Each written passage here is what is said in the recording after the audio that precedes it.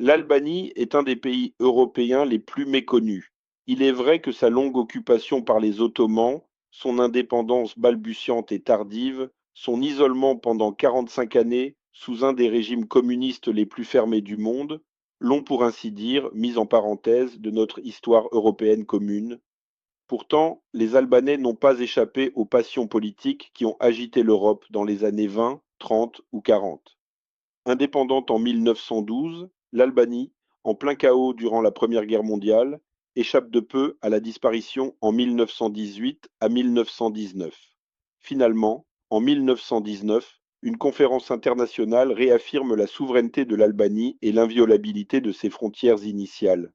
En 1920, un congrès réunissant les principales forces du pays, chefs traditionnels, responsables religieux et intellectuels, se tient à Lushnje et jette les bases d'un gouvernement d'union nationale.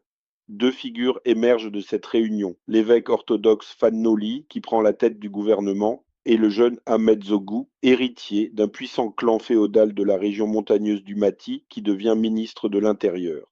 Un parti politique voit le jour, le Parti populaire national. Cette formation, qui regroupe la majorité des élites albanaises, se scinde rapidement en deux tendances, une progressiste et social-démocrate derrière Fannoli, l'autre conservatrice et traditionnaliste avec Ahmed Zogou.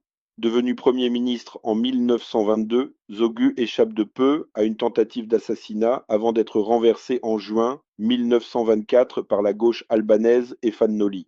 Mobilisant des vétérans russes blancs de Wrangel réfugiés en Serbie ainsi que des tribus montagnardes, Zogù reprend le pouvoir quelques mois plus tard, le 24 décembre 1924.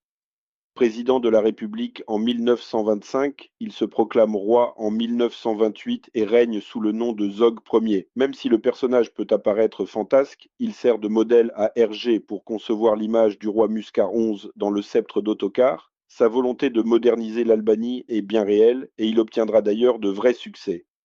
Mais il est confronté à un double frein. D'une part, celui des anciens partisans de Fannoli, regroupés au sein d'un comité national révolutionnaire, en partie financé par le Comintern, et qui organise plusieurs attentats contre Zog. D'autre part, l'Italie qui ambitionne de contrôler directement ou pas l'ensemble du monde méditerranéen et qui compte bien affermir sa tutelle sur l'Albanie, porte d'entrée du monde gréco-balkanique. En avril 1939, alors que Zog vient de repousser un ultimatum visant à alourdir un peu plus la mainmise italienne sur son pays, l'armée du Dutze déclenche une offensive sur l'Albanie, dont les maigres troupes sont balayées en l'espace de quelques jours, du 7 au 12 avril 1939. Dès le 16 avril, le roi d'Italie, Victor Emmanuel III, est proclamé roi des Albanais, le pays conservant un semblant de souveraineté. Sous l'impulsion d'Achille Staras, arrivé le 23 avril, un parti fasciste albanais est officiellement créé le 2 juin 1939. Le nouveau parti apparaît alors comme un protectorat de son devancier italien. Son secrétaire général, qui a rang de ministre secrétaire d'État dans le gouvernement albanais, est nommé avec l'aval du parti transadriatique. Un effort conséquent concerne la structuration et l'implantation du parti fasciste albanais qui, fort de ses 13 500 adhérents en 1940, dispose d'une maison noire dans chacune des provinces, de sections dans l'ensemble des municipalités et d'un quotidien, Fascismi. En outre, le parti se dote de deux organisations piliers. Tout d'abord, un mouvement de jeunes, la jeunesse albanaise du Licteur, est lancé en juillet 1939. Dans une société aussi claniste et conservatrice, l'existence de cette organisation apparaît comme une bulle d'air pour nombre de jeunes Albanais, filles et garçons, et les effectifs avoisinent rapidement les 10 000 adhérents. Ils disposent d'un journal quotidien, Lictori, le Licteur. Parmi les jeunes qui rejoignent la jeunesse albanaise du Licteur, il y a plusieurs futurs communistes, et pas des moindres, comme Ramiz Alia, successeur d'Enver Hoxha à la tête de l'Albanie en 1985, ou Nexmije Hoxha, la future épouse du leader albanais. Sa carte d'adhérente a été découverte en 2016 seulement, dans des archives. Par ailleurs, en août 1939, le parti fasciste albanais se dote, sur le modèle italien, de groupes armés avec une milice fasciste albanaise organisée en 4 légions et 10 cohortes, soit environ 3 500 hommes. L'uniforme est le même que celui de la Milizia Volontaria per la Sicurezza Nazionale italienne, à une exception près, puisque les Albanais portent un fez de couleur beige. Cependant, un des éléments les plus originaux du fascisme albanais réside dans sa sociologie. D'abord, à l'image du pays, le recrutement est majoritairement musulman, encore qu'il faille souligner les spécificités de celui-ci. En effet, plus des 2 tiers des Albanais sont, à l'époque, musulmans, partagés à 75% entre sunnites hanafites, partisans du respect des pratiques culturelles locales avec une grande tolérance alimentaire et vestimentaire, et à 25% entre chiites bektachis, mangeant du porc et buvant de l'alcool, et n'exigeant pas non plus le port du voile. Mais surtout, une large majorité des effectifs est issue de l'opposition progressiste proche du social-démocrate Fan Noli. Près de 90% de l'encadrement est même passé par le Comité national révolutionnaire. C'est le cas du premier secrétaire général du parti fasciste albanais, Tevfik Mborja, qui fut ambassadeur de Fannoli à Rome avant de négocier la reconnaissance diplomatique mutuelle de l'Albanie et de l'URSS, puis le financement de l'opposition en exil par les soviétiques. En 1943, le parti fasciste albanais connaît une inflexion très nette.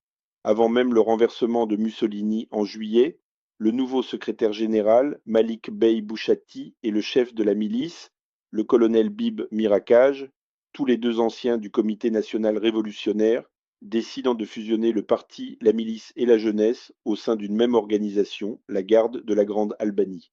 Cette nouvelle structure s'éloigne résolument du modèle italien et les emblèmes albanais traditionnels, comme l'aigle bicéphale, remplacent les symboles fascistes sur les uniformes et les drapeaux.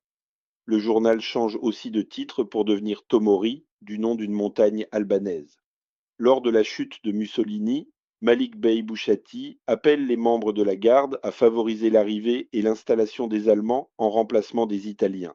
Dès lors, les fascistes albanais ne se contentent plus d'être un simple îlot dans le rêve italien de la Mare Nostrum, ils revendiquent la construction d'une grande Albanie ethnique, incorporant le Kosovo, l'ouest de la Macédoine et le nord de la Grèce. Cette vision géoethniste rejoint celle des Allemands, mais aussi d'un parti nationaliste républicain fondé à l'automne 1942, le Front national, dont les troupes, initialement engagées contre les occupants italiens, luttent désormais contre les partisans communistes aux côtés de la Wehrmacht. Les autorités allemandes encouragent finalement la fusion de la garde de la Grande Albanie au sein du Bali Kombétar. Fin 1944, devant l'imminence de la prise de Tirana par les communistes, alors que les troupes allemandes quittent le territoire albanais, l'ensemble des groupes armés anticommunistes, collaborateurs comme résistants, anciens fascistes comme miliciens du Balikon Bétar, zoguistes comme guerriers des tribus montagnardes, se regroupent.